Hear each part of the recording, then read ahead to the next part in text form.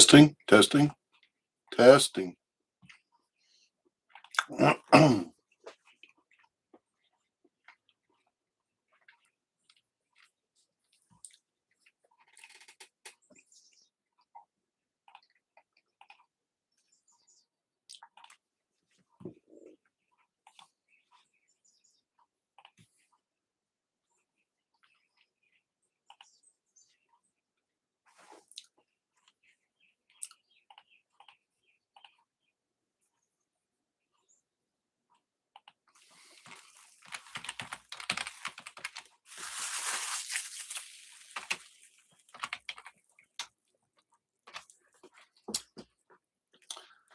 Thank you, Alaska Gold Hunter. I appreciate it. This is my first time doing this, so I'm not sure if I'm doing anything right here. So,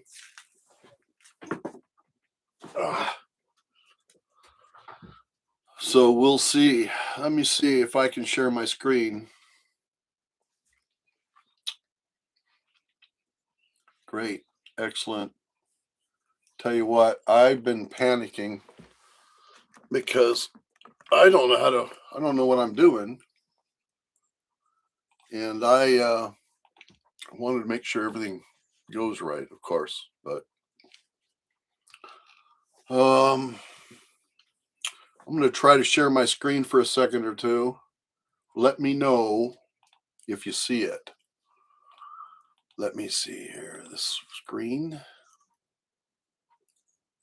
Okay, now I'm going to bring up my Lightroom and let me know if you guys can see this or not.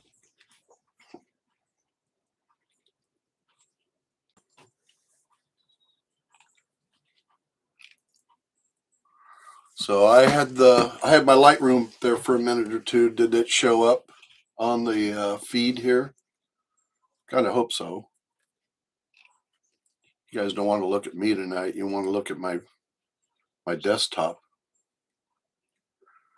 Okay, let me see here. Let me see. Share. Let's see. Hold on a second. Let me get this over here and let me bring up Lightroom. Let me see here. Share.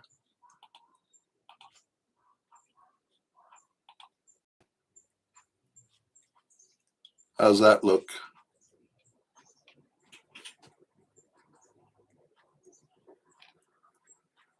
I don't know, but maybe I figured this thing out.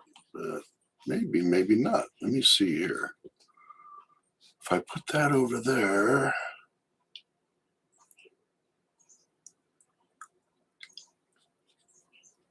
Hey, is it still there?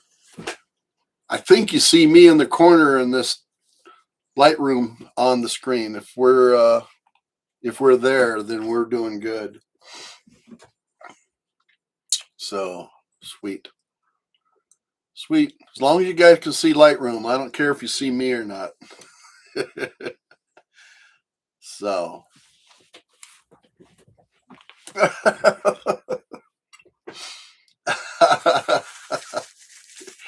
the hair is, it comes from just neglect.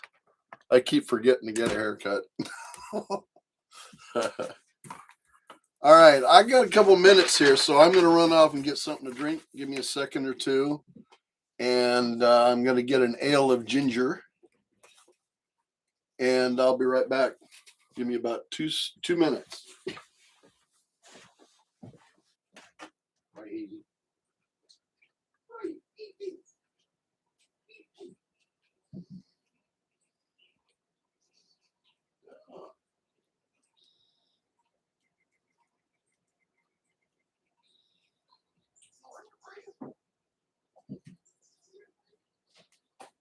Oh, poor Nikki. You gotta wait, Nikki. You gotta wait, Nikki.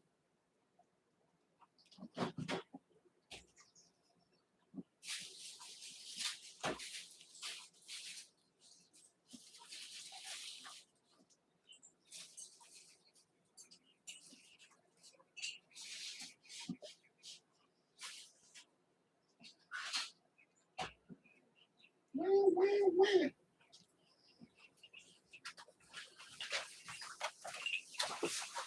Right. Ah.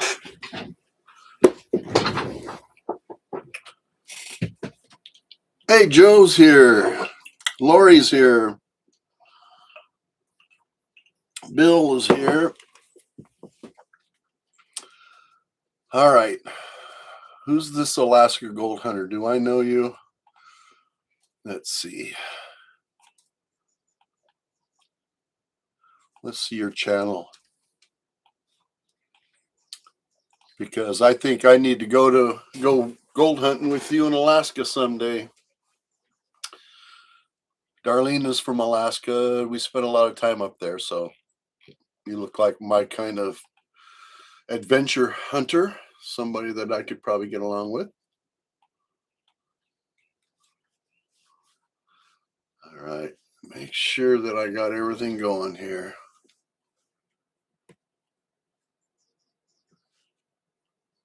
Oh, okay.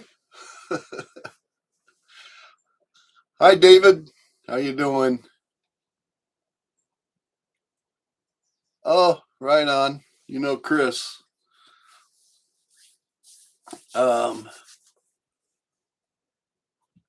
Yeah, Chris and I just went on an adventure down to Utah. We spent a week together. It was a good father and son experience. It was good. We enjoyed each other. So, Esoterra, I wish you had a better connection. I'm hoping that I got all the settings and everything up. Zach, you leaving me, man? Don't leave me. Come on, Zach, don't leave me. Yeah, hope I have all of the settings and everything done right on this, so we'll see how it works. Okay. I'm going to close this thing out. Whoops. Close this out. I'm not going to save anything. I was practicing a little bit before you guys got here. So hopefully I know what I'm doing with this file. So I'm going to wait a few more minutes. If you guys have any questions for me, anything like that, you can put them down in the chat. And like I said before, this is the first time doing this. So pardon my room. It's in a disarray. I've got a bunch of stuff thrown around in here. We're doing some work inside the house, and so my room has become a storage room. So I got a bunch of stuff just hanging around. So, but it's good stuff, you know. I opted for the fruit punch instead of the ale of ginger tonight. So I'm getting crazy, man. I'm getting crazy. So yeah, let me see. Let's see. What does this do? Oh, okay. Right on. All right. I'm learning something new. Hopefully you guys will learn something new. Maybe, maybe not. So, all right. So yeah, I'd mentioned that my son and I took a trip down to Utah. We had a good time. I've been down there. I don't know how many times. I've been down to Utah. I went in between 99 and 2011. I went down there and solo hiked in the canyons in Cedar Mesa and southern Utah, a lot of the remote canyons and stuff. So got to know Utah pretty good in that 11, 12 years that I went down there. Also some spots in Arizona. So I've been around. So I figured I'd show my son around. So we took off, went down, and we went through Ranger Raptor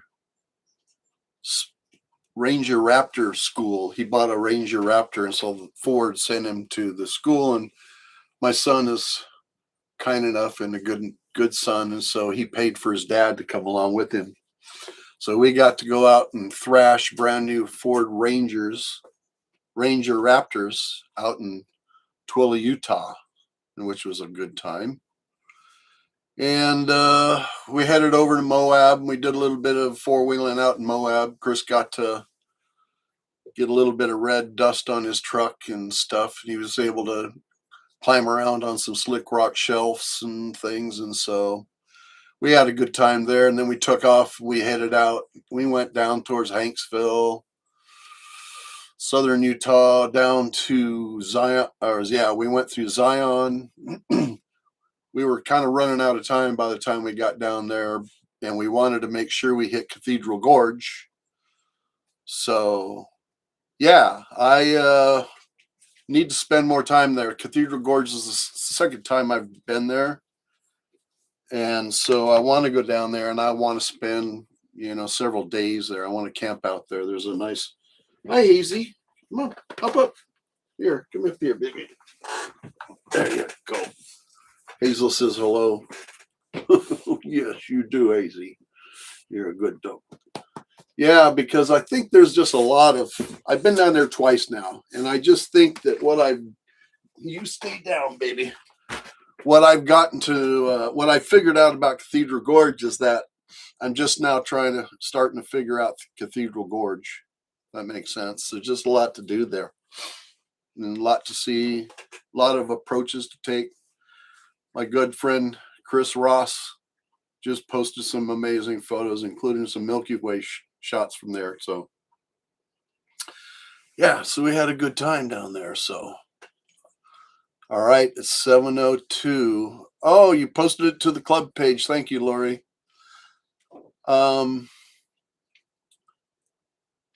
Yeah, I tell you, we had a good time in Cathedral Gorge.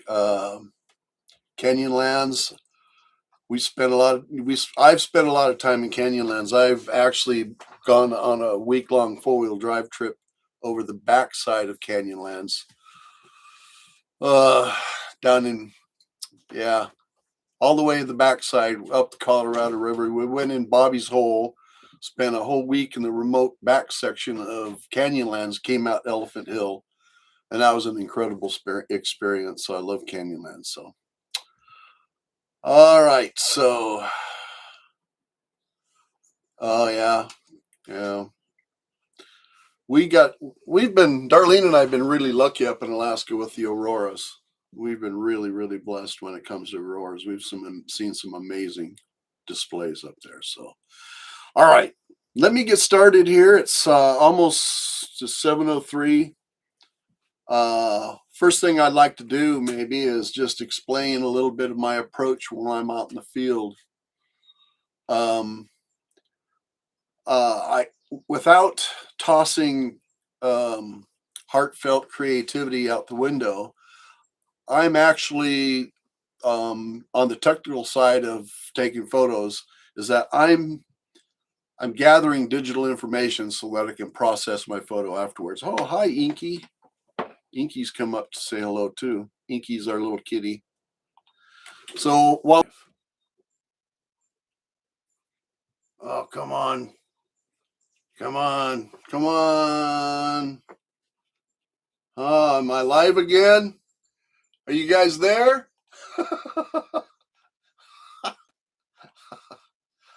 Oh, jeez whiz. All right. If you guys, I don't know if you can see me or not, but Inky, my cat Inky, or our cat, Darlene and our cat. Oh, if I live through this, it's going to be amazing. So, Inky jumped up on my computer, completely shut my computer off. Jeez. All right, let me think here. Let me see. This one, share. Hopefully you guys are seeing this. Let me bring Lightroom back up again.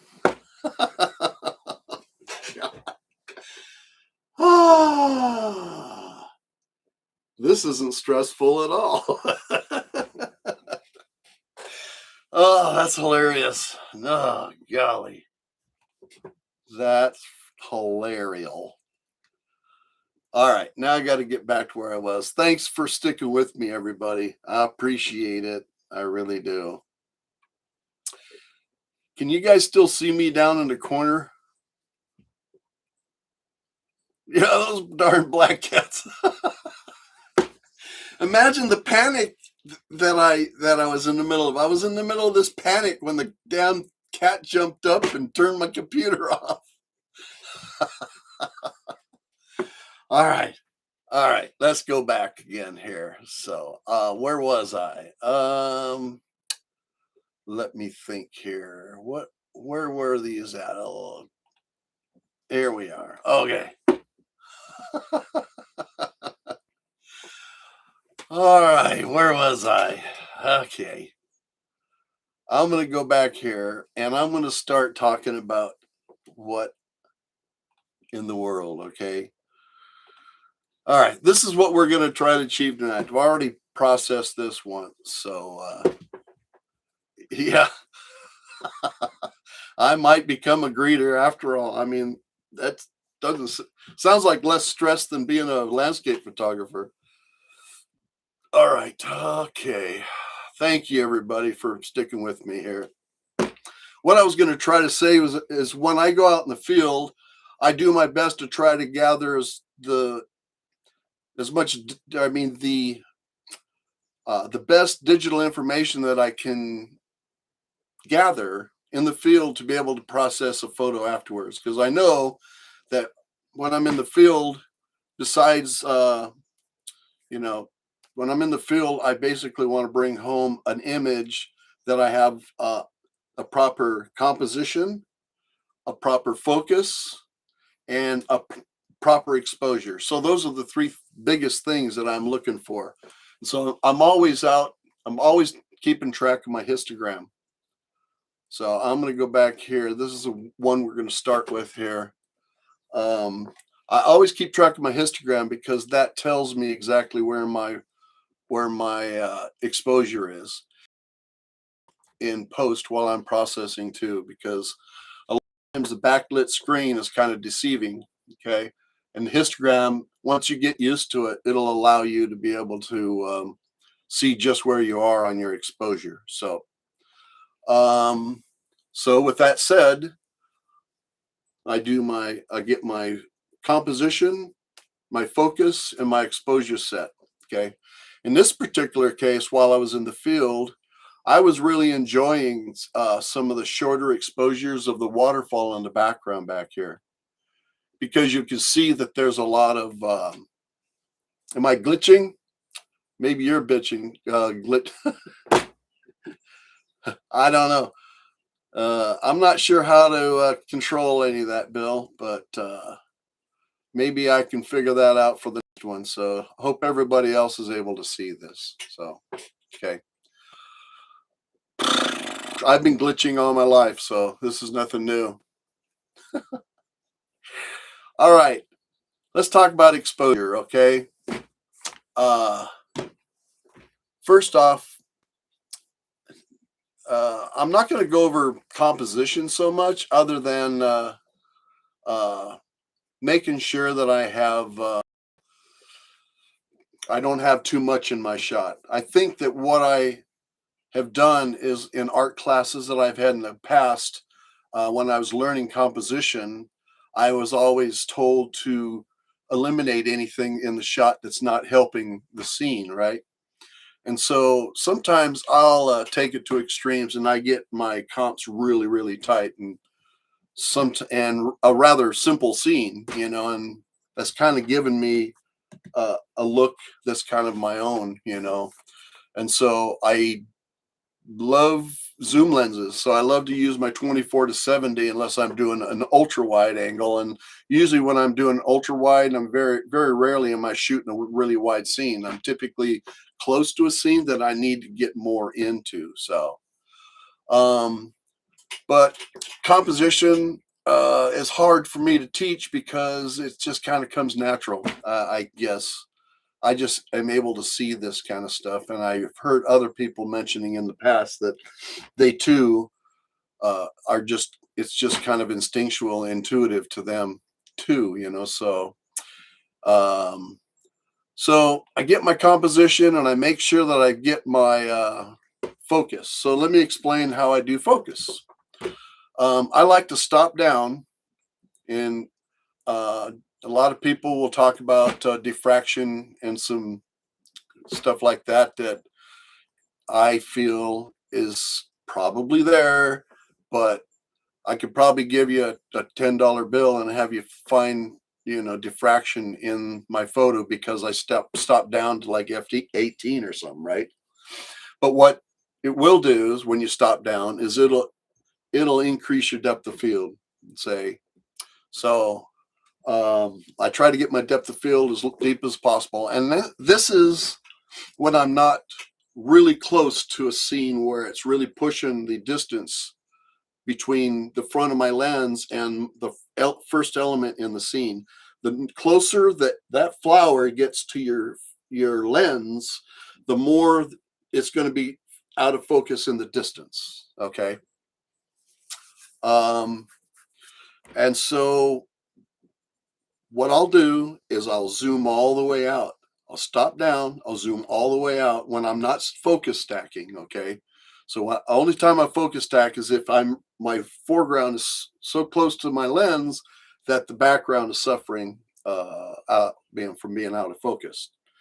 But not everybody likes to focus stack or really wants to. So allergies are getting to me tonight.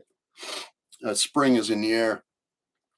So not everybody wants to focus stack. Some people just want to be able to focus their shot and get it in the field and get the best they can, right? So I tell people to back away from your foreground and then zoom into your scene. Instead of getting close to that flower, maybe stand back from it, which increases your depth of field, and then zoom into it to bring your foreground larger. And another benefit of that is what's called lens compression.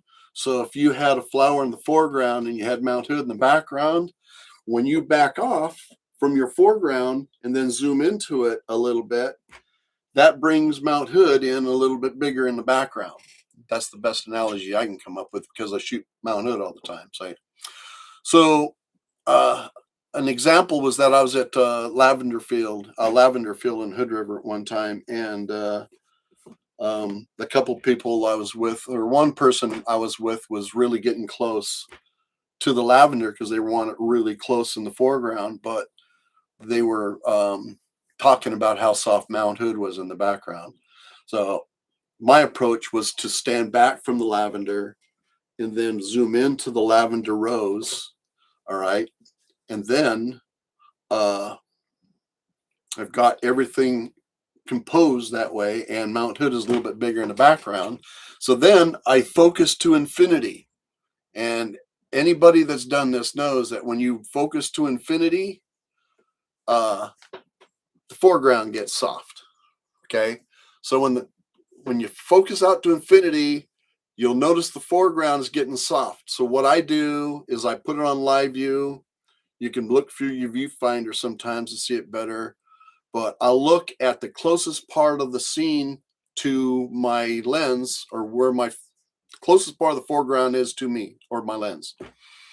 And then I'll focus it back from infinity until that flower or whatever that is in the foreground just comes into focus. Live view and focus peaking comes in really handy for this. And so I'll focus to infinity, push my depth of field out as far as possible. Then I bring it back in. I'll bring it back in until the foreground comes into focus, and then I stop. Because you're kind of putting your depth of field behind you if you are like focusing a third of the way into the scene or something like that. So I always make sure I'm pushing my depth of field out as far as possible and then bringing it in only as far as it needs to come to get my foreground in focus.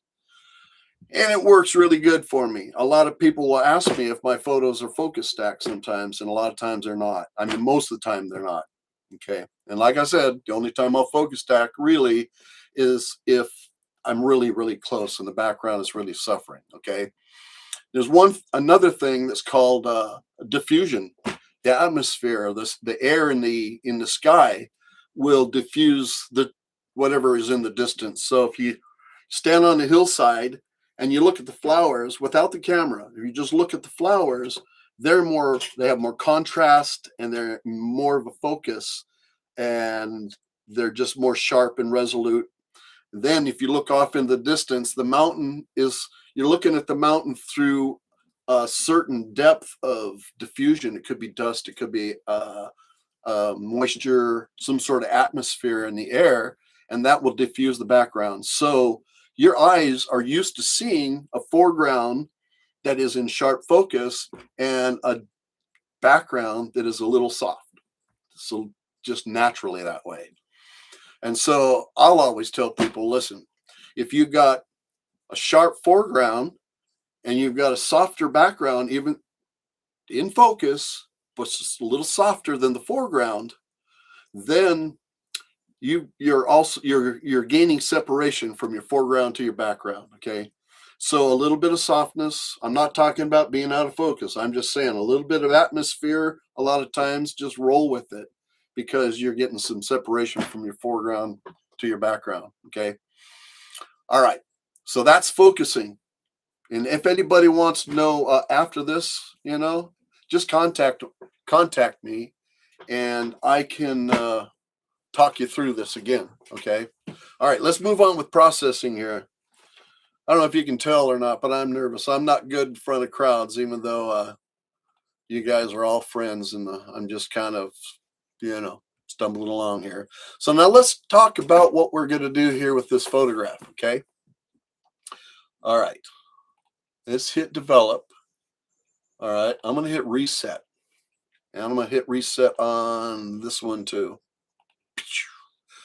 All right. So now let's look at these. The first one has a longer exposure. We're looking at maybe a 2-second exposure. And that's usually about a second longer than I normally will do water, because I typically don't go past a second, typically, unless there's a reason. Sometimes the water just looks softer, okay? And it just looks better softer is what I was trying to say. In this particular case, I was doing these waterfalls in the background, and I was getting these different patterns in the waterfall in the background, and with these shorter exposures. All right. But the foreground to me, even though I liked the waterfall in the background and the curtains that fall down on that waterfall, and Lateral Falls is one of my favorite waterfalls in the Columbia River Gorge photograph. And by the way, I got a workshop this fall. Contact me. We're going to be going out in the gorge. So anyway, I'm deciding, and I decided this out in the field. I decided that I really wanted to go with the slow exposure, longer exposure for the foreground, but I wanted to capture that faster exposure for the waterfall in the distance. Okay. So I decided at that point that I was going to do an exposure blend in post-processing. So I took these 2 photos with that intent. All right. So let me go through. And a lot of people, I've gone through workshops with people and showed them my workflow on processing, and they'll go, "Is that all? Is that all you do?" I go, "Well, yeah." And the way I see it is that the better your photo is in the field, and I'd mentioned that I'm gathering digital information, the more resolute and the better your photos, what I'm trying to say, in the field, the easier your processing is going to be afterwards. All right, so what I'm going to do is I'm going to process this first one, okay? And then I'm going to apply my settings to the other one, okay?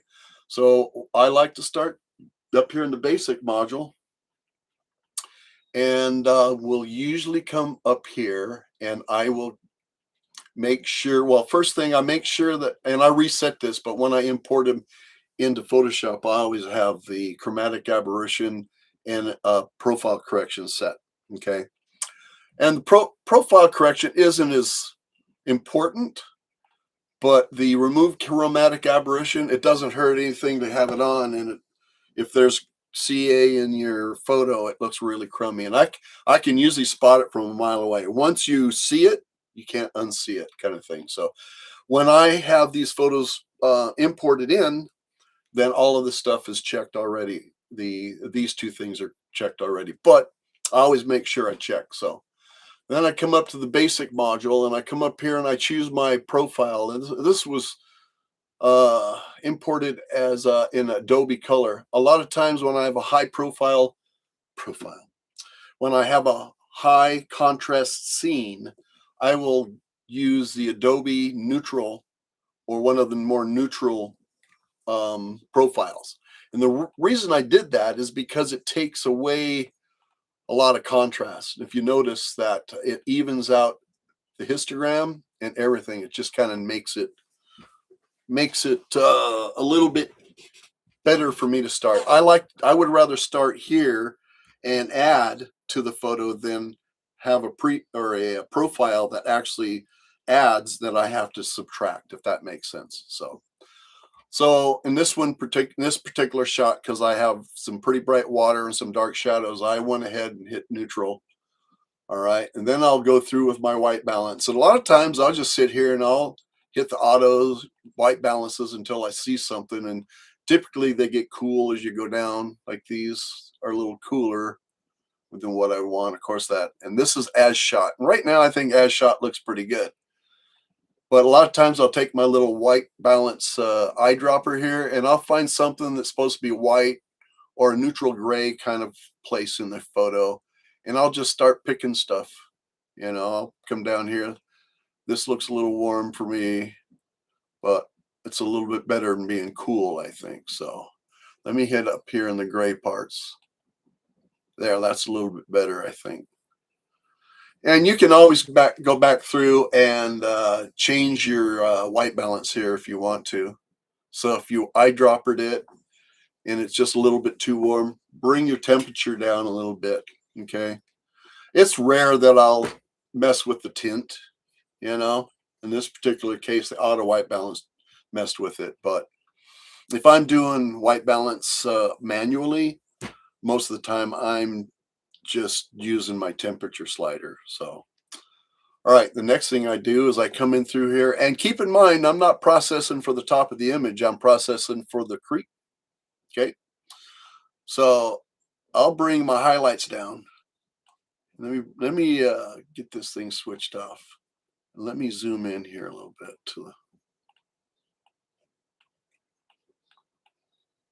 that's really zoomed in. Let me zoom out a little bit more here. Okay. So what I'm trying to do is I'm trying to bring resolution in. So if you watch the little areas here, let's see, can you see my little hand here?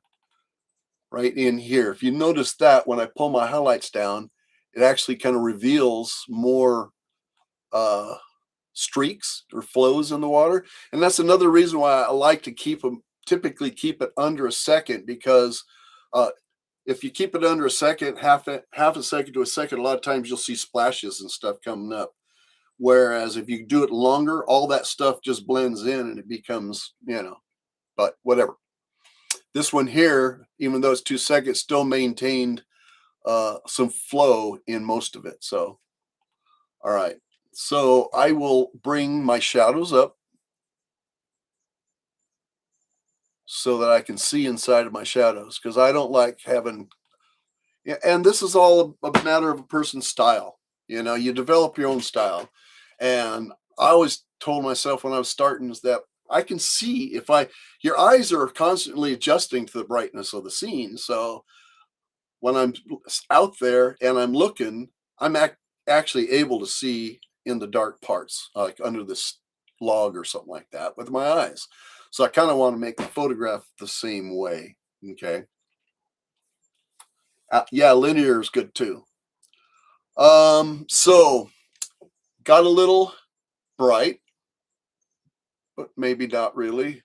But I want to keep my whites, the integrity of my whites in place. Okay. There's You could use your white and black here, and sometimes I do. But what I do typically, and then I'm showing you this because this is kind of a typical workflow for me.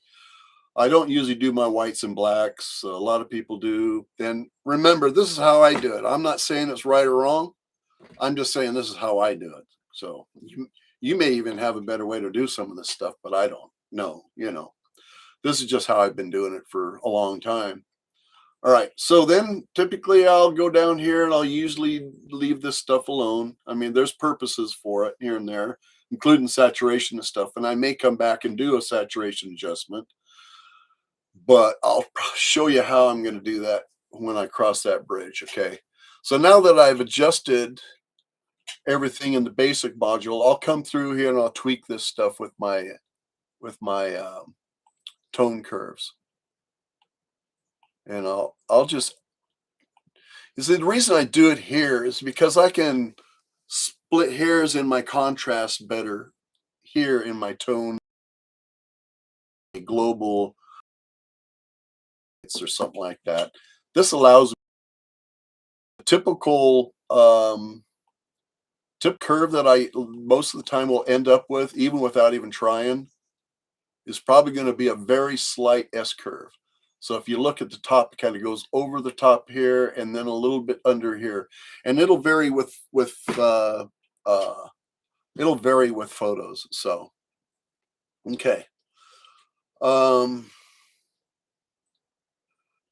yeah, with my white balance, most of the time, most time I'm doing this by eye. It's almost like if you give me instructions and then tell me streets or street numbers or highway numbers, I used to scratch my head. But if you say, if you head east out of Prineville through Burns and head blah, blah, then I know where I'm going. If I'm in town, tell me turn right at the gas station and left at the convenience store, I'll usually find my way. So yeah. All right. You lost me. Clement, I think we just have a buffering problem maybe on your end. If I can decrease the resolution and maybe make it easier to stream these, I will in the future. Don't lose me, because these will get better as I go. Okay, and I may be rambling a little bit, but I'm trying to move on here. So okay, so I'll do my curve and I'll close that out. Then a lot of times I'll come into my color mixer. Okay. All right. A lot of times, a lot of people will come up here in their basic module and mess with their saturation. But if you notice, it saturates everything in your photo. It's the same with your vibrance. It does everything. Okay. And something else too is that a lot of times people will make their water blue, but a lot of times if it's on a sunny day, that or something in it, it's cooling it down. So I like to, okay. So I will come down to my color mixer, and right now I want to make the greens pop a little bit more.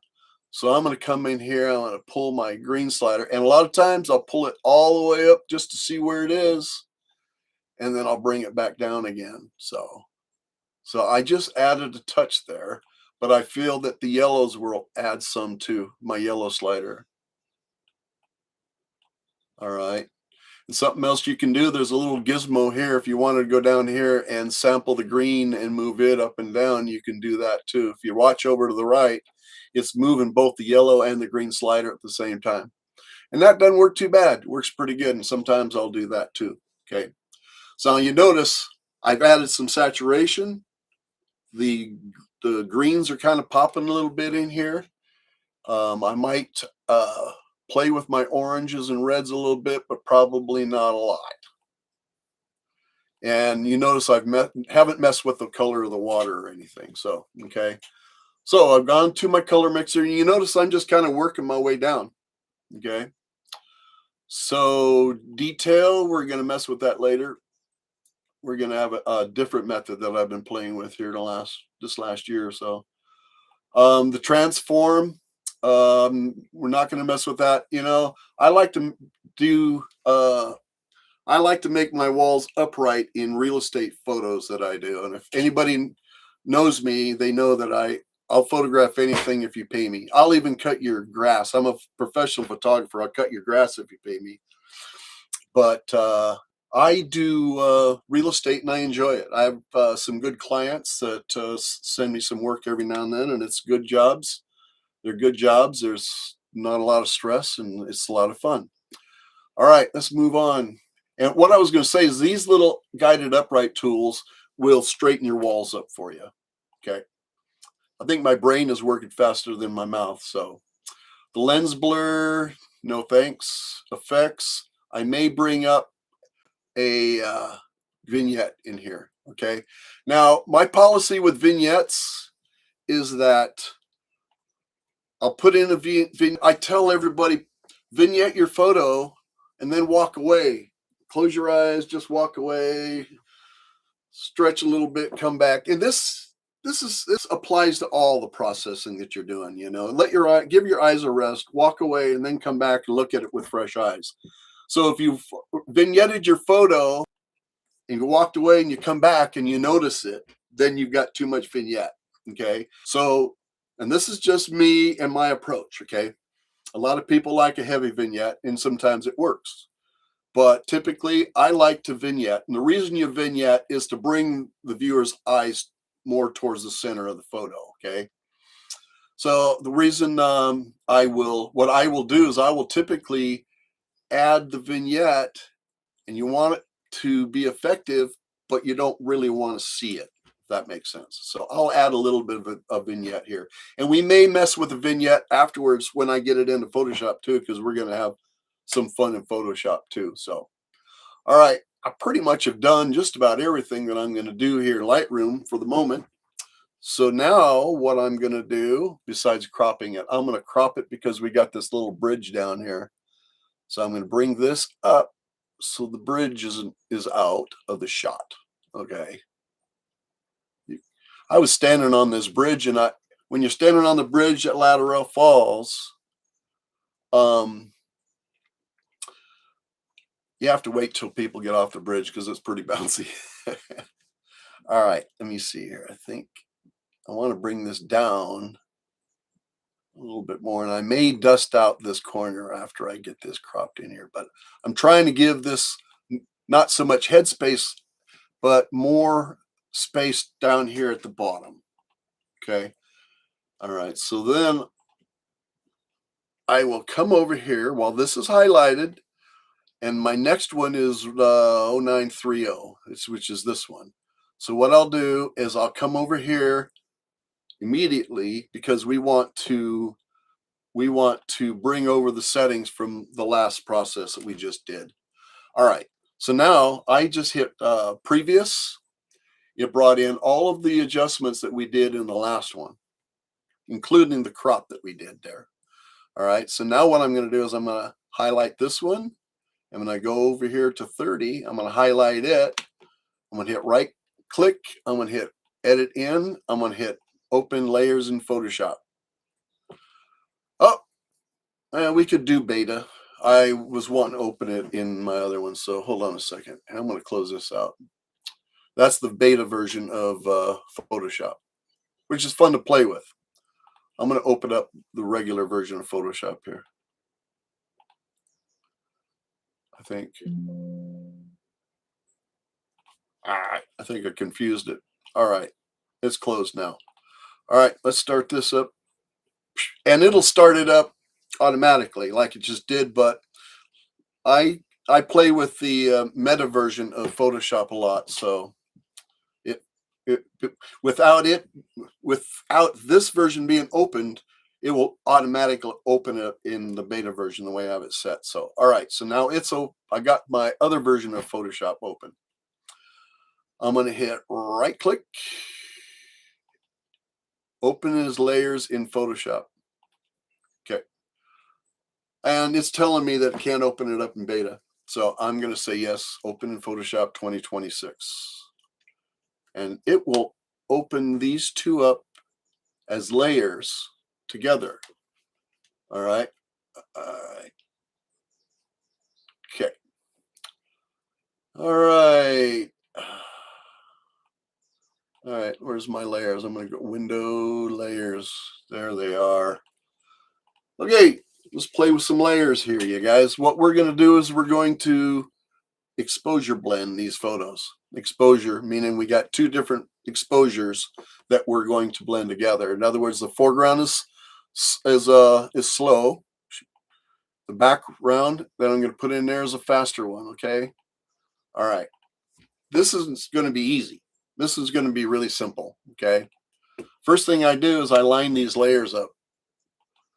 So I'll come up here, I'll hit edit, hit auto align layers. Even though they were taken right after each other, I just want to have every pixel lined up the way it's supposed to be. Okay. So now we've got them lined up properly, and you'll notice that the rocks are not moving or anything. It's just the same. Okay. All right. Now what I want to do is create a mask. All right. All right. Now, when you have a white mask and you paint black over the top of it, it's going to reveal what's underneath. All right. And in this particular case, we want to reveal the top part. Okay. So we're going to take this black crayon. We're going to just go over the top of it. I'm going to make this one not quite so, a little bit. There we go. Maybe a little smaller too. There we go. All right. I'm going to run this right over the edge of this. Right along there. And this is one reason why I chose this photograph to process for you guys, because it's really simple to understand the masking situation with this one. I'm not doing any kind of advanced selections or anything like that. So this will show you the simple way of going about this. Okay. And you can do the same thing if you're you have an even background or something like that, horizon or something like that. That makes blending really easy. All right. And you'll notice up here, let's move up here. You'll notice we got a couple pixels off here when we align the layers. So to make sure that you're locked into the 4:6 or whatever your original ratio is, and pull it down. Otherwise, it's going to not maintain the aspect ratio when you pull this down. Okay. And for some reason, I shouldn't say hate. Hate's an awful strong word. But I don't like, and I think what it is that when I first started doing this, 4:5 crop mats and frames at the craft store easier. Okay. But as I started doing, I kind of liked the 4:6 crop, especially on vertical or vertical oriented photos. But I ended up just sticking with a standard crop. If you aren't sure what I'm up here in your crop tool preferences here, you'll notice that it's got all kinds of different ratios and stuff you can choose. 4:5 is basically an 8:10. 4:6 is a 2:3. I call it 4:6. I don't know why. And so, yeah, so that should help explain that a little bit. All right, I have here. So now I got a photo that's got a shutter for the creek and then a faster one for the back. Okay. Whew. How was that? It's taking me longer to get here than I thought it would. So luckily, okay, we've got, hope you guys got a little bit of time here. So now what I like to do is I like to consolidate this. And I can't remember what they call this, Control Shift Alt E or Control Shift Mac.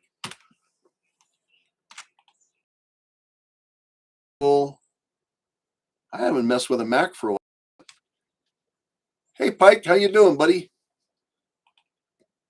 So let me see. The next thing I want to do now is I want to start messing with this thing. And if you notice,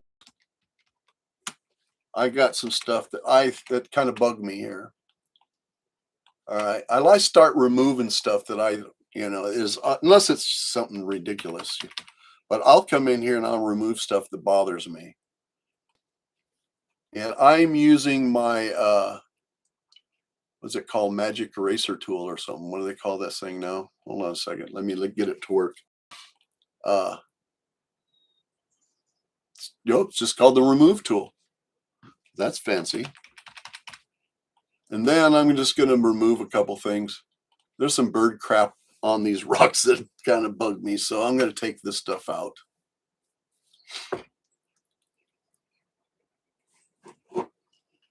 Cheers.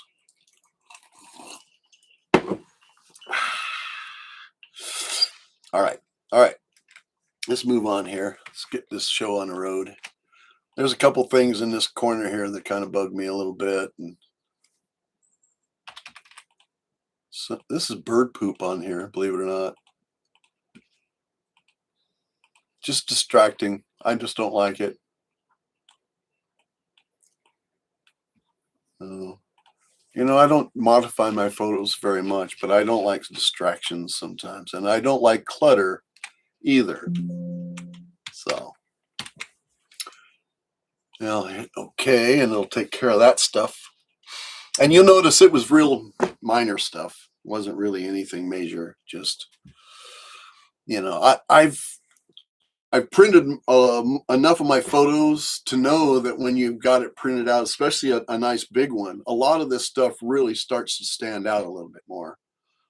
So I try my best to bring that stuff out, take that stuff out. So, and this may take a while depending on the speed of your computer.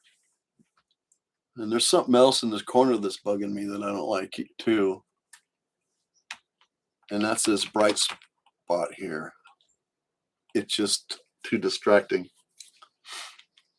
So I'm going to remove it. All this remove magic that we're using in Photoshop nowadays would have mystified me years before. So that looks pretty good, I guess. All right.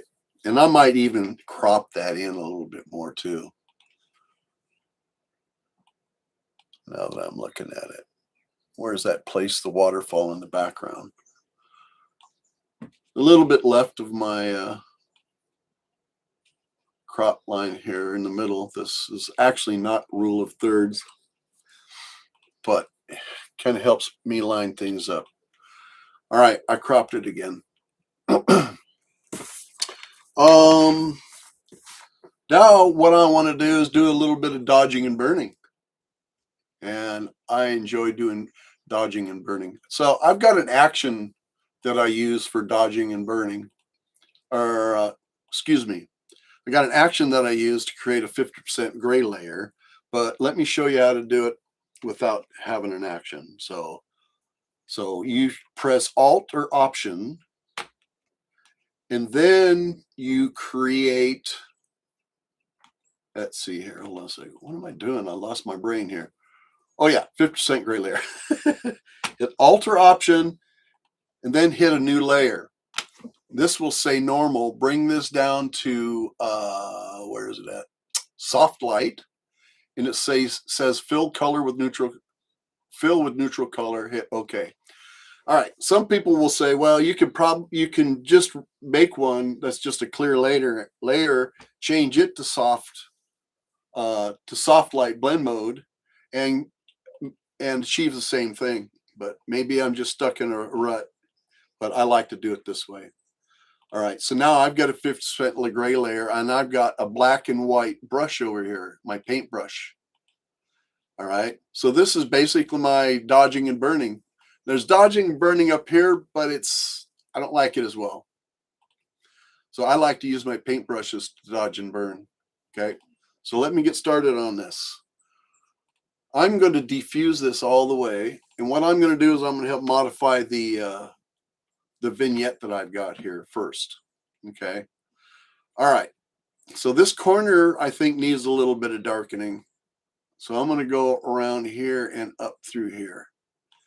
And you're going to notice that looks terrible. We're going to fix that. If you go up to edit, and this is something a lot of people don't use, and find it handy myself, especially when I'm dodging and burning. I'll use this fade. Where's it at? Fade brush tool. This little box comes up here. So I just laid it on 100% thick right there. So what I'm going to do is I'm going to bring this to 0, and I'm going to bring it up to the level that I want. Whoops. To the level that I want it, which is probably going to be somewhere around 30% or so in this particular case. All right. Now I could go through and set my brush at 30%, but then I'm locked in at 30%, I think, unless you can vary it up or down. I never do that, so, but I don't know, probably. Excuse me, drinking too much fruit juice. Okay, I'm going to darken this corner down here a little bit. I might mess with the fade brush tool a little bit down there too.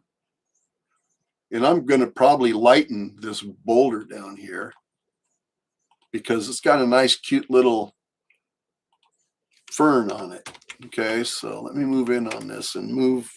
I'm using my bracket tools to make this bigger or smaller on your keyboard. Okay, so now I'm going to take my white brush, make it a little smaller, kind of smear it around here a little bit.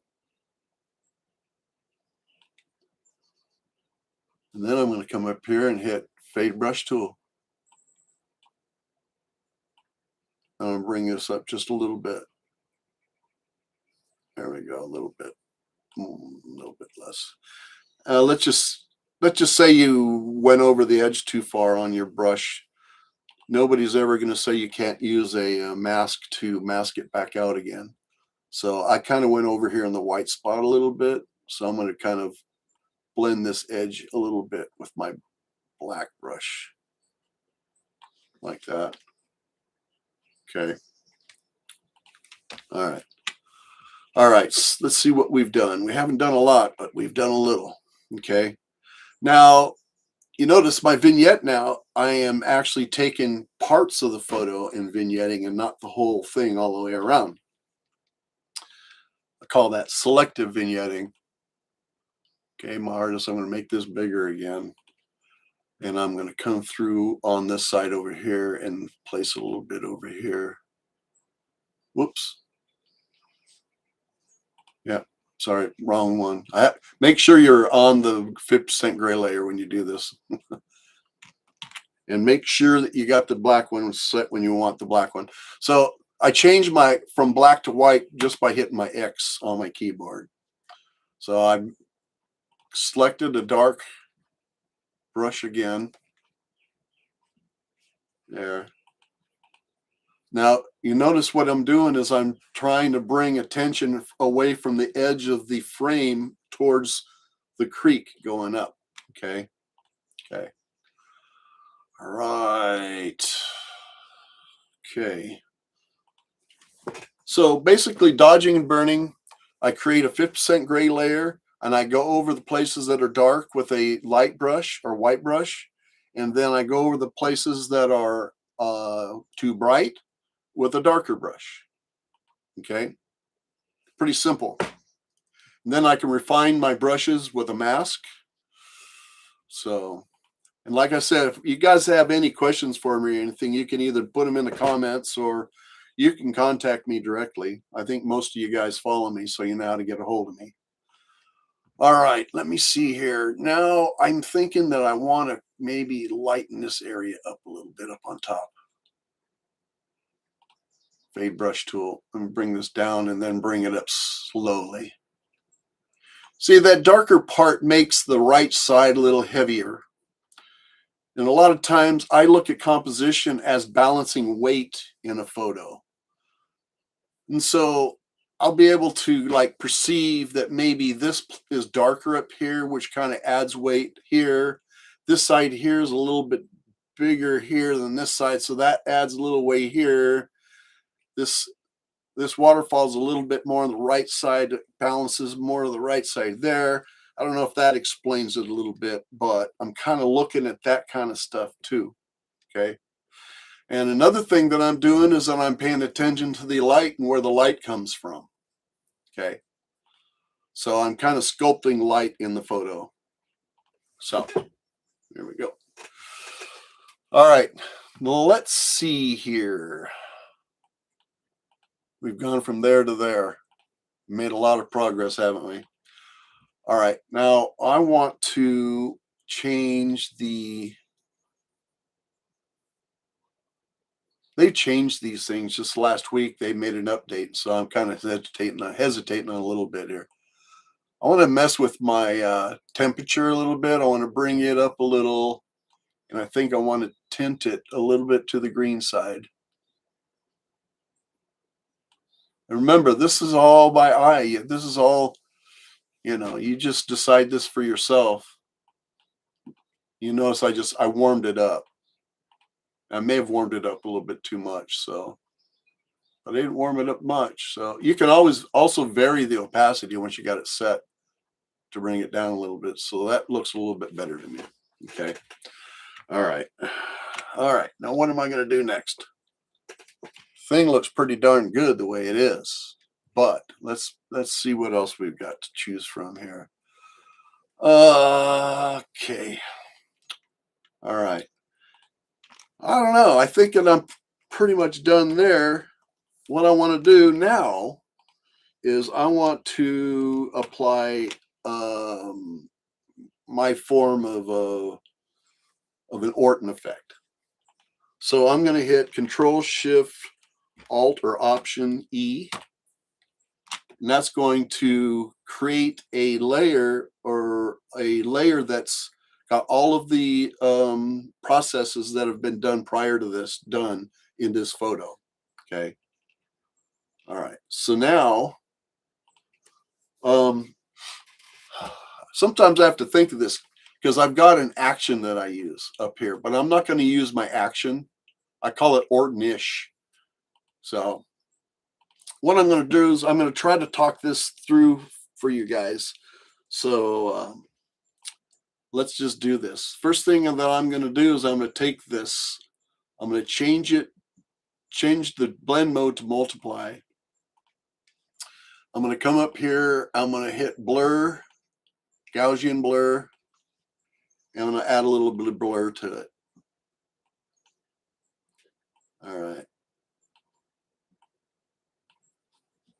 And you can select where you're sampling from here in the photo. You'll see it's really gotten soft, but that doesn't really matter because we're gonna mess with that. So, all right. So now that's our dark layer. We're going to hit Control Alt or Option E one more time.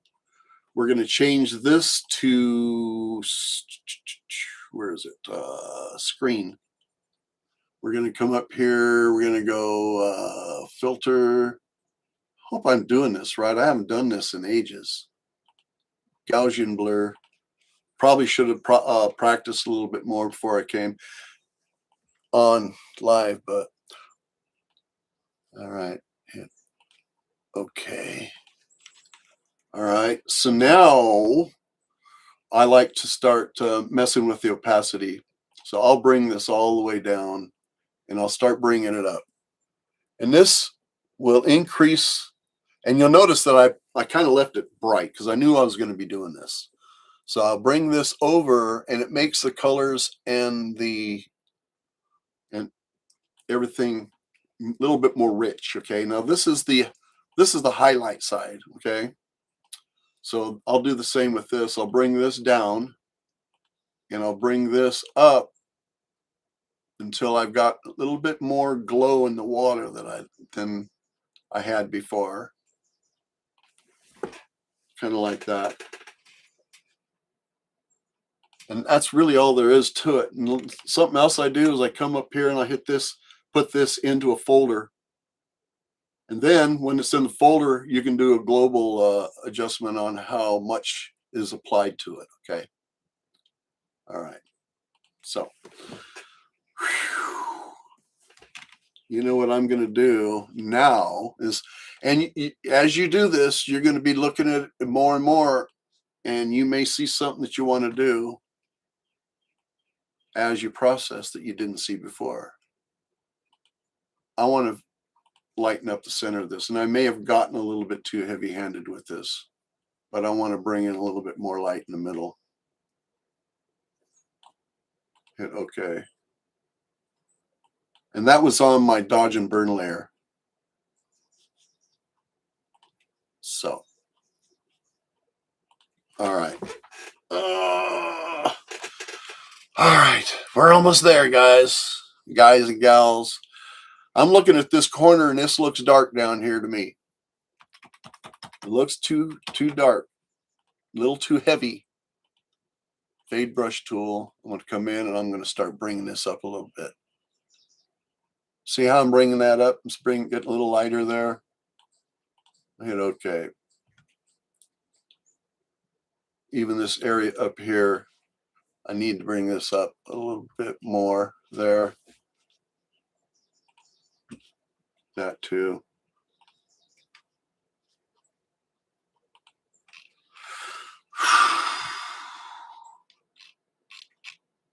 Well, this is fun, isn't it? All right, another way you can vignette these if you're in here, let me show you. You can go up to filter. Whoops, I'm on the wrong. You got to highlight the image itself to do it this way. You go filter, you can go to camera raw filter. Get out of here. Get out of here. Then I come down here to optics, and there's a little vignette slider in here. You can make it a little more round. Add a little bit of a vignette here and get OK. That added a little bit more of a global vignette all the way around. So, all right, color and vibrance. Let me click on this because I think I might have made it a little bit too warm. And you notice how I adapt as I go. You know, it's not like I go into this thinking, knowing everything that I'm going to do ahead of time. I let the process kind of lead me in the direction that it wants to go. So, all right. What else can I add here? Not a lot, I don't think, you know, but how did I do? Did I come close there? Something else I might add is I might mess with my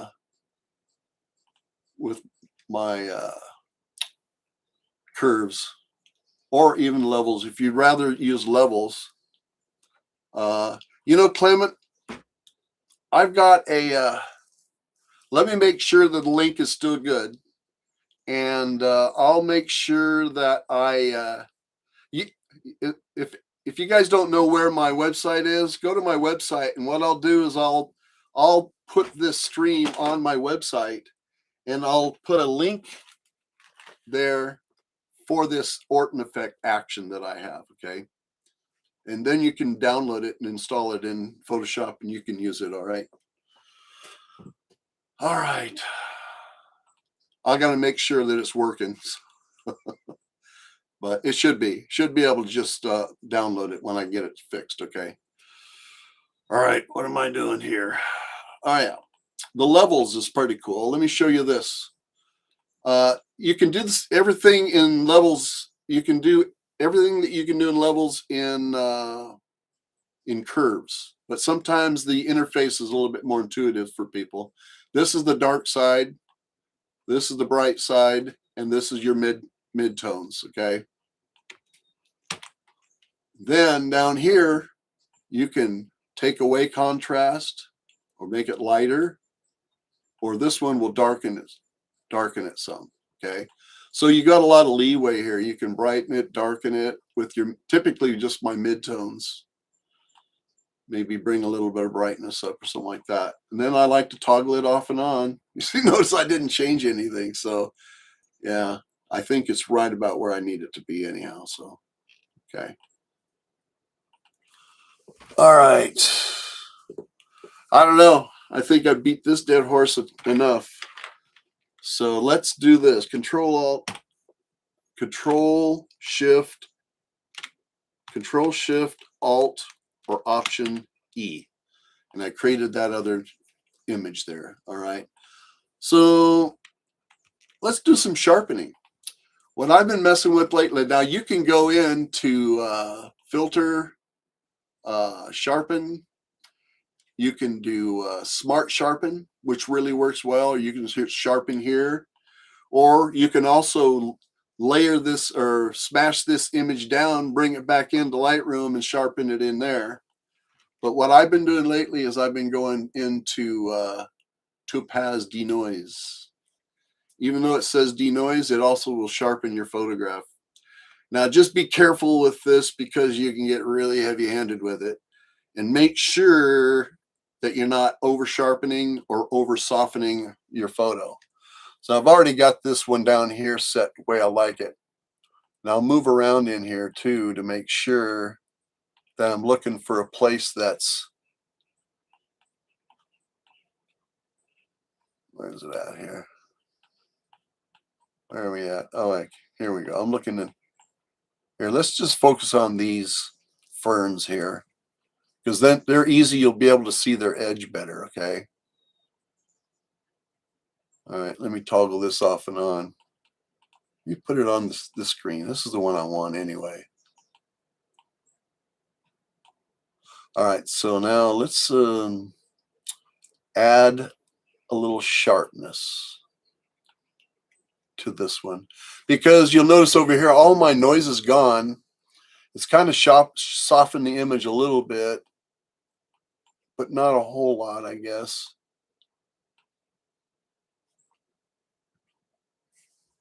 And you'll notice that all I'm really trying to do is just refine edges and maybe bring back a little bit of the soft or sharpness that I lost in the Orton effect. So, okay, I'm going to hit OK because that looks good to me.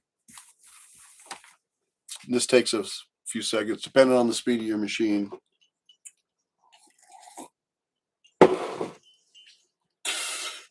All right. Honest, everybody, we're almost done here.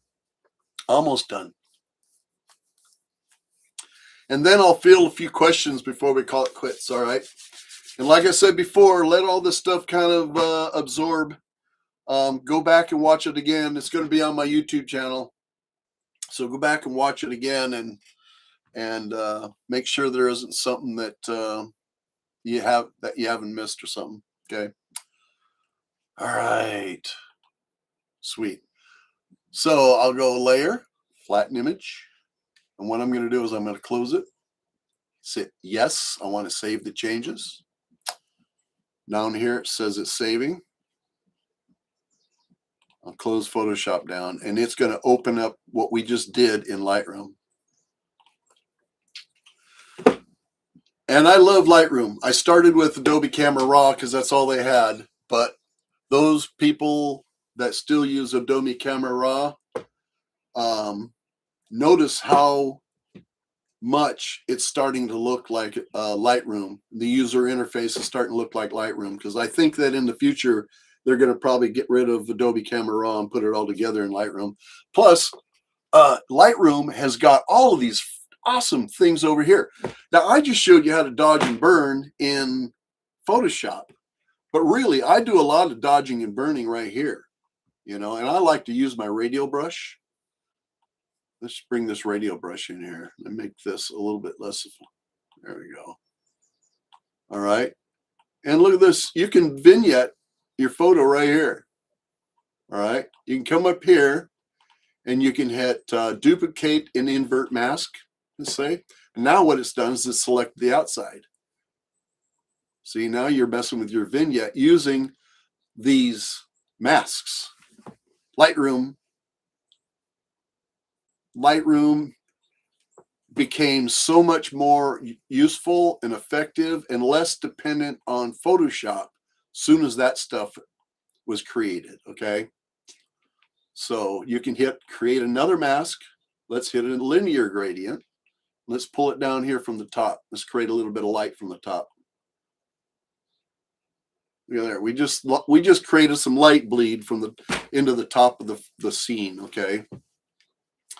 So don't think that you have to use Photoshop. And really, the only reason that I really use Photoshop is because I'm stuck in a rut and I got to rely more on Lightroom. And the second reason is because I really can't apply my Orton effect thing without without putting it in Photoshop.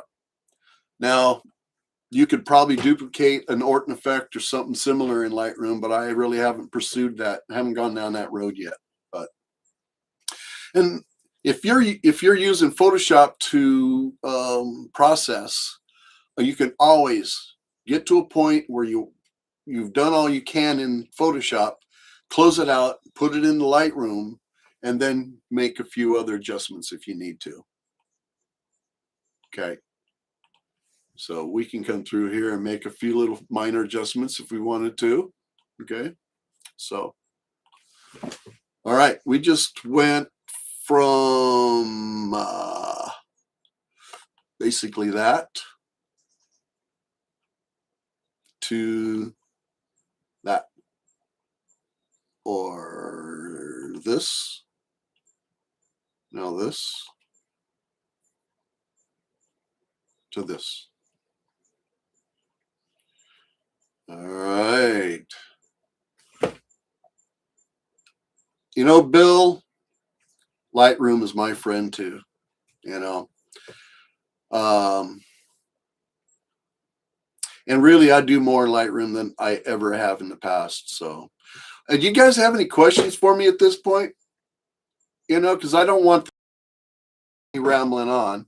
You saw me that I was going to want to make a fast speed for that waterfall, but a slower shutter speed for my foreground. So I shot to intentionally blend these in post. Okay. So then you saw me go through, I made adjustments. I've done some dodging and burning, and I did a little bit of Orton effect to it. But Orton effect, Orton effect is really something you have to worry about. Really, it's I use it less and less now than I used to. But Lori, you can't do exposure blending in Lightroom because it doesn't know where you want to blend it. In other words, it won't know that you just want to blend the top. It's going to want to blend the two. As a matter of fact, let's see if we can do that. Let's see what happens when we do that. Right click, photo merge, HDR, and see what pops up. Okay. Unable to merge photos, cancel. What am I got? Oh, I clicked on the wrong one. This one and this one. Let's try this again. HDR. See what pops up. See? That's kind of what popped up. This is just the fast exposure. So it didn't really expose. It works well if you've got, like, if you're doing bracketing 3 photos. So if you've got a really high dynamic range photo or scene, and you bracket 3 photographs, and then you highlight those and merge to HDR, that's where that feature excels. But masking and blending, you can't, at this point, you can't combine these two in Lightroom. It has to be done in Photoshop. Oh, Bill, my processing has changed a lot through the years, but you got to remember that I've been doing this for over 20 years easy, and I've started with a very rudimentary version of Photoshop, and Lightroom wasn't even around. And not only that, but my skill, you know, my skill has improved through the years, and so things change. Not only that, but my taste in photos has changed. Let me show you something real quick, and let's go back in time here. I'm going to bring up my Flickr here, and let's see how far back we can go to get some of the stuff that I used to be doing back when I thought I was pretty cool. Actually, when I first got started, I was doing, here, let me find something here. Yeah, let me see this. They're even smaller. Let me bring this screen over here. I processed this one in 2009. And you can see a huge difference in my processing and just in this one, you know. I mean, just compare this to what we were just doing, you know. Whoops, not that one, of course, but this one. Yeah. So you can kind of compare that to this, you know, or we can go, let me bring this up. We'll go over here. Let me show you.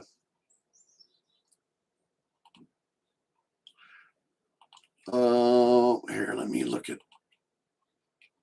let me see here. This stuff here is when I first started figuring, when I was starting to do this kind of stuff. And this has got a Norton effect to it. Okay. And this was taken in 2011. So from 2009 to 11, something changed in my head. I had a really large growth spurt from like 2009 to 2009 to 2014. Those 5 years really excelled for me, you know, when it came to photography, you know, the photos that I was taking. So, you know, but back then the gorge was open. We were taking photos of hold on. We were taking photos like, where are they at? Son of a gun. Maybe was it that far back? Can't be that far back. Yeah, a lot of these are reprocessed though, so I shouldn't say that, but I should find some of my older ones, bring them up. We'll compare them someday. You know, I'm really enjoying doing this live video, so hope you guys are enjoying what I'm doing here. Hey Joe, how you doing? It's good to see you here, man. If anybody's here that's late to the show, this video is going to be on my YouTube channel, so it should be down in the video feed. So go back and look at it and ask me questions if you got any. So, oh, aloha, mahalo. I appreciate that. I haven't gotten to Maui yet, but I'm a big island guy. I always hang out with my friends, my ohana, excuse me, ohana on the Big Island. I spent 2 years out at Midway Island out in the middle of nowhere on the very end of the Hawaiian chain. So Hawaii for me I got a soft place in my heart for Hawaii. All right, you guys. Bruce Amore is my brother. My brother, Bruce Amore. Bruce took me out to photograph the ocean, or the ocean entry of the lava. What year was that? Golly. So good guy. If anybody ever needs a guide on the Big Island, get a hold of Tom Kulai or Bruce Amore. Both of them are great guys. Both of them are very talented photographers. So I love Hilo. I'll take Hilo any day over Kona. Any day over Kona. Kona, love going to Kona for sunsets. Don't get me wrong, but I'd rather hang out over it on the Hilo side. It's more down to earth down there, less touristy, you know. So I have more friends over in Hilo than I do over in Kona. Shouldn't say that. I got friends on Kilo too. So, oh, Bill, James, you're coming to Oregon. Where are you going to be? Hey, Bill, thanks for showing up, man. I really appreciate that. I really do. I appreciate everybody for showing up here. You know, I just blows me away that people want to hear what I have to say, see what I have to do, or see what I do and stuff. You know, I just kind of keep myself in my own little circle here. You know, and a lot of times I'm not. I'm looking at the photographers that I admire and that I know, but I really should branch out and get to know more photographers, because I just was listening to a guy who was saying that he's self-taught. And I've never really looked at it that way. Doesn't matter what you're doing, you're being influenced by what you see. And just because you haven't taken somebody's processing video workshop or whatever, that doesn't mean that you're not learning something from somebody that's come before you. And so, but I spend a lot of time sitting here in my office in the evening, and that's my most creative time. We do teach each other. Absolutely. That's why I really love putting this stuff out here. And if these YouTube live videos are going to be the way to do it for me, that's fine. I need to push my YouTube channel more. And so I've got a lot of videos stuff in the works here. So I need to get them all finished and get them posted up here. So, because I've been on a few adventures that I've done videos. I've done videos in Colorado and Caddo Lake and Glacier National Park and the Redwoods, the Oregon coast, and I've done in the Columbia Gorge. I've got all of these videos that I've done, but I haven't put them into a YouTube video yet. So we'll see how it goes. Joe, you're the best, man. Yeah, I mean, I don't know anybody that teaches that, Joe, how to focus that way. And you can tell that this is something that I did in my brain. This is something that I self-taught myself. It just stood to reason, that if you increase your depth of field, push it out there and bring it back and stop, you're making your depth of field out there, putting your depth of field out as far as you can go. So, okay. You're bringing 4 Nat Geo friends. Oh, James, you guys going to be in the book? Let me know if you're in my area, man. If you guys need a guide, let me know. My gorge workshop is this fall. Let me give you the dates here.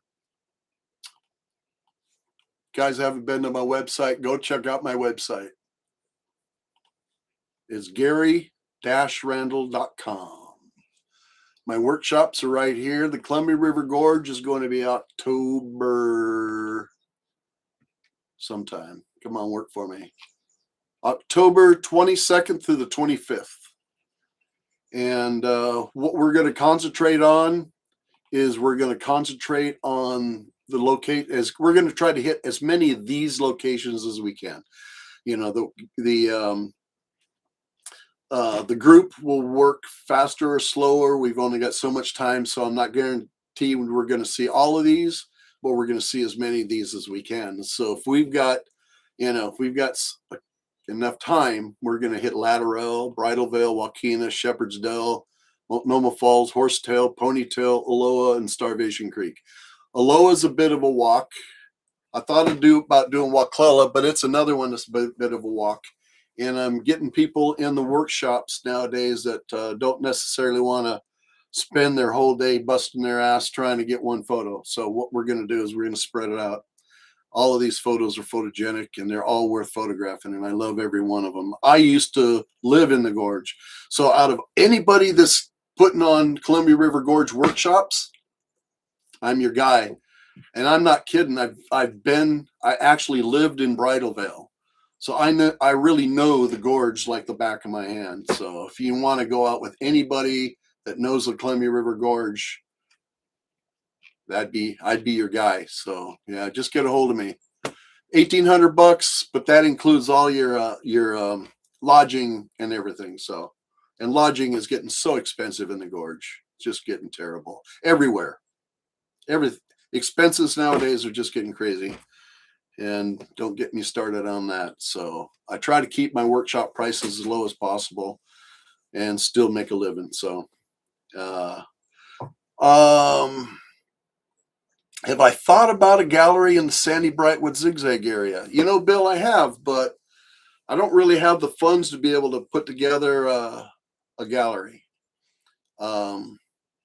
It's a lot of overhead involved. It's more than just getting the space reserved and getting it paid for, but you also have to fill it with photographs. I'm not really a big high roller when it comes to financial success when it comes to photography.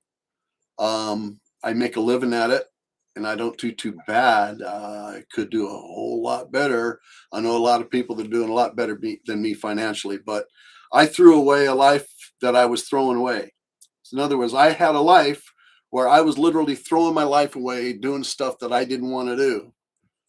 And I was making everybody money but myself. In the end, it just all fell apart. Had a lot of stuff happen to me that made me want to become irresponsible. Hard to describe, but I just decided I didn't want to do that stuff anymore. I'd had enough of the BS of punching a clock and working for the man, and I just decided just to take a couple months off and think about my life, and I never went back to work. So every day since that day has been a blessing to me, because I just keep doing what I'm doing. I wake up every day, I hit it as hard as I possibly can, and I could be working a little bit harder with it, but I don't want to throw my life away to photography either. You know, I'm doing this to have a quality of life that I wouldn't have had otherwise in this life of mine, because I just hit 68 yesterday.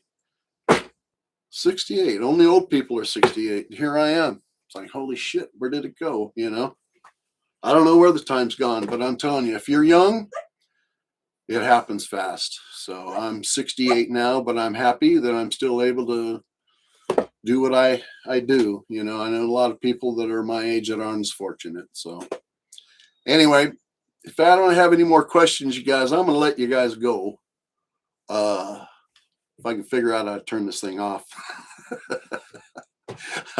Contact me, get a hold of me, you guys. Follow me on Instagram.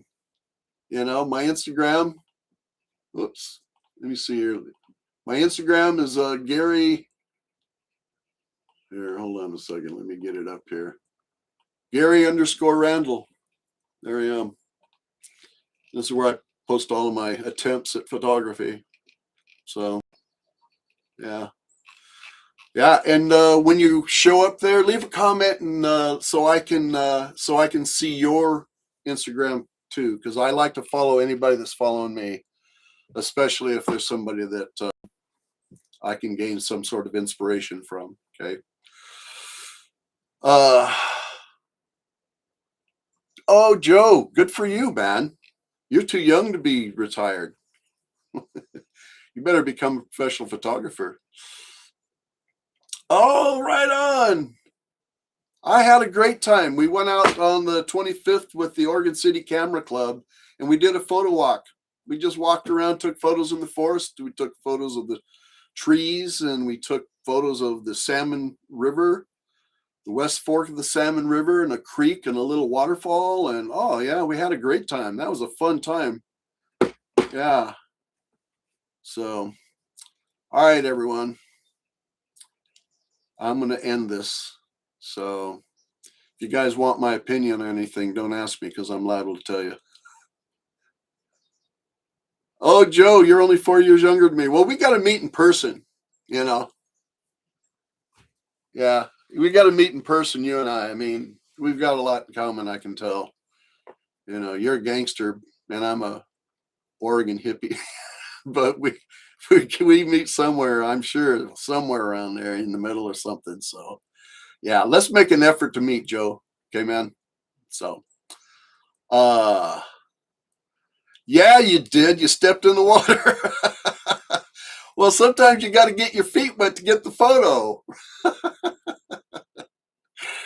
Oh, geez.